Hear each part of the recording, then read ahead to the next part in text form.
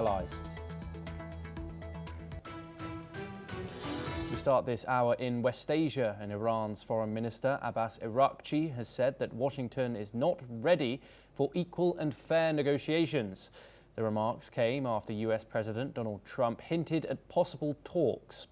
Efforts to restart dialogue on Iran's nuclear program have stalled, especially following Israeli and US strikes on Iranian nuclear facilities earlier this year.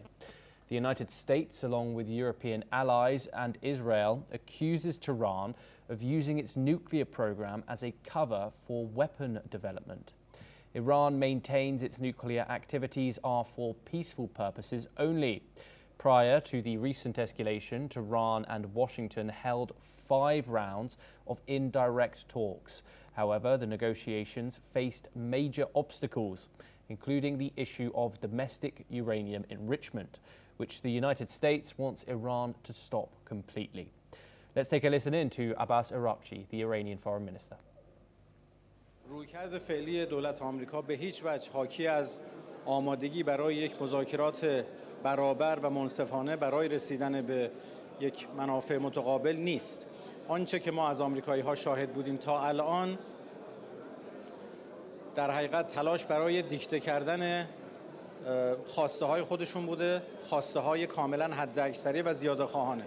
در مقابل چنین خواسته هایی ما فرصتی برای گفتگو نمی‌بینیم، وگرنه ما آماده گفتگو بودیم و همیشه هستیم و همچنان هم خواهیم بود، ولی مذاکره‌ای که برای دیکته کردن باشه رو هیچ وقت شرکت. Okay, now joining us is Glenn Grant. He's a defence expert and he joins us live from Riga in Latvia. Glenn, thank you very much. It's always a pleasure to talk to you.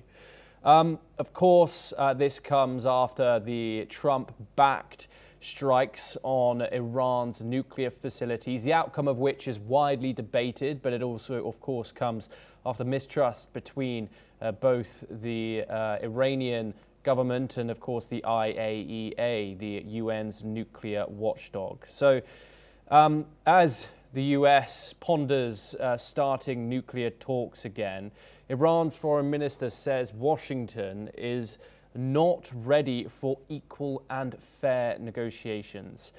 Do you think this is a diplomatic tactic, or does Tehran genuinely believe the US is negotiating from a position of coercion rather than equality, of course, given the actions this year? Oh, I think that your point there is very well made. I mean, America with Trump is very much in the coercive mold, and you know, the attack on June 22nd by the Americans. I mean, that was a pretty monstrous attack. And then to demand that someone then talks to you afterwards is, I think, stretching diplomacy a little bit far. I mean, that's bullying in its best sense. But I can understand what America is after, because as long as there is doubt about what Iran is doing, as long as there is a fact that Iran says it wants to destroy Israel, then the onus is on America to do whatever it can to actually to bring this to a conclusion to the benefit of the West, not to the benefit of Iran. Of course, there's a severe lack of trust there now, after Donald Trump bombed those bases, including Fordo and Natanz. Will that ever be clawed back, and will things ever be brought to the negotiating table? In particular, of course, there's one sticking point, which is friendly uranium enrichment, which of course the United States says is an absolute no-go. Is there any way around that for the Americans? I can't see so, because I think that Iran is firmly set on creating its own nuclear weapon, whatever it says, because it's the only defensive thing that it will have. But it also, of course, provides it with the ability to coerce and threaten Israel, which is, you know, sort of almost like their number one thing on the constitution. So I don't see Iran changing, and therefore I don't see America changing. And what risks and do both sides have? Of course, there is a severe lack of trust there. But what risks did the Iranians bring in not negotiating with the Americans? Well, I mean, they risk being attacked again, and that could happen any day, frankly. If Trump actually believes his intelligence people and not his own rhetoric, then there's a fair chance that he might come to the conclusion they need to attack again. Of course, one of the things is that should Iran actually get a nuclear weapon, that would be very, very sobering for them, as it's been sobering for both India and Pakistan, in a way that it actually makes you suddenly realize that, hey, we're up here with the big boys. Now we've actually got to be careful, because the last thing we want is someone to take us seriously. And of course, Israeli Prime Minister Benjamin Netanyahu has reiterated for years how close Iran is to making a nuclear weapon. You did speak about it briefly there, but if negotiations do fail, which they seem to be heading on that lane, what would happen for the region if Iran's nuclear program were to be taken underground? Sorry, when you say taken underground, I think it is underground already. So I think that Iran is still working away at its program. I don't think there's any doubt about that, and I think that they will just keep going until they've got something that they can either use as blackmail or use for real. I doubt they'll use it for real, but when there's so much hate between two countries like Iran and Israel, you can never really, really trust anything. Yes, Glenn, do stay with us as we have further updates from the European continent coming up next. And Ukraine's President Volodymyr Zelensky has arrived in Greece, marking the first stop of his European tour. During the trip, Zelensky is scheduled to visit France and Spain to discuss defence cooperation and energy security.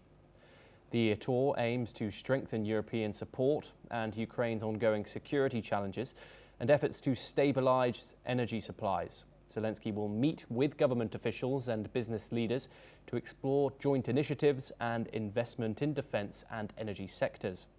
The president emphasised the importance of European solidarity, saying the visits are crucial for Ukraine's strategic partnerships. Zelensky also announced that Ukraine will receive gas imports from Greece to help cover winter needs, pledging nearly €2 billion to offset Russian attacks on domestic production. Let's take a listen in. Вже на сьогодні підготували домовленість з Грецією по газу для України. Це буде ще один напрямок постачання газу, щоб убезпечити максимально на зиму маршрути імпорту газу для України. Вже є у нас домовленості про фінансування імпорту газу, і ми закриємо потребу майже 2 мільярди євро на імпорт газу, щоб компенсувати втрати українського видобутку через Росію. Glenn, of course, Moscow, both Ukraine and Moscow have stepped up their aerial attacks on energy infrastructure throughout the region. Of course, Zelensky needs funding for this. And so what damage has Russia implicated on Ukrainian energy so far? And also, how successful have they been? They've been extremely successful in the last couple of weeks, hitting large amounts. It's very difficult to actually judge in percentage terms, but I mean there are a lot of blackouts now, and one can judge the seriousness by the fact that if you go on Facebook, there are lots and lots of people now begging for money for generators, and that tells us everything. But this is very interesting that Zelensky is now off on a tour, because he's in deep trouble at home, because the attacks on the energy, the money that was supposed to be there to protect these energy facilities has been stolen by people that are both his colleagues in his old company and people that he's selected. And this is now very international. So he's going to have some hard talking to do when he goes around places like Spain, who are going to say, well, we'll give you this, we'll help you with this, but hey, it's all being stolen. And the country's really unhappy because you know the blackouts and the cold because there's no electricity are now affecting them directly, and they're blaming Zelensky. Yeah, could you tell us a little bit more about that? Of course, we've previously covered this these corruption, this whole corruption scandal in Ukraine. How much of it is a focal point in Ukraine as a whole? Just because, of course, it's been widely criticised by many people who don't support the financial backing of Western governments to Ukraine, that Ukraine is corrupt. How serious are those claims now that all this information, all this corruption scandal is coming to light? They are serious. Let's make no bones about it. And lots of people are calling for Zelensky to resign and saying that you can't move forward without Zelensky resigning. I mean, the fact is that the people that have taken the money are his selection. They are people that he's supported, and they are people that he's backed all the way through. So it all falls back onto him. And you remember, not very long ago, he was actually trying to close the anti-corruption organizations. And this is the reason why, because they actually could see that he and his team are basically, deeply into this. He has not been named himself, to be fair. So, but all his team around him. So this is now, two sides to this. The internal side, because people are really unhappy because blackouts and cold are affecting them directly when the money has been stolen that should have been there for that. And secondly, internationally, because people have given money and helped Ukraine out, and then they can see openly that it's not only being stolen, but Zelensky is not actually doing very much about it except talking. Glenn, thank you so much, as always, for joining us here on the programme. It's a pleasure to have you on. Okay, thank you very much. We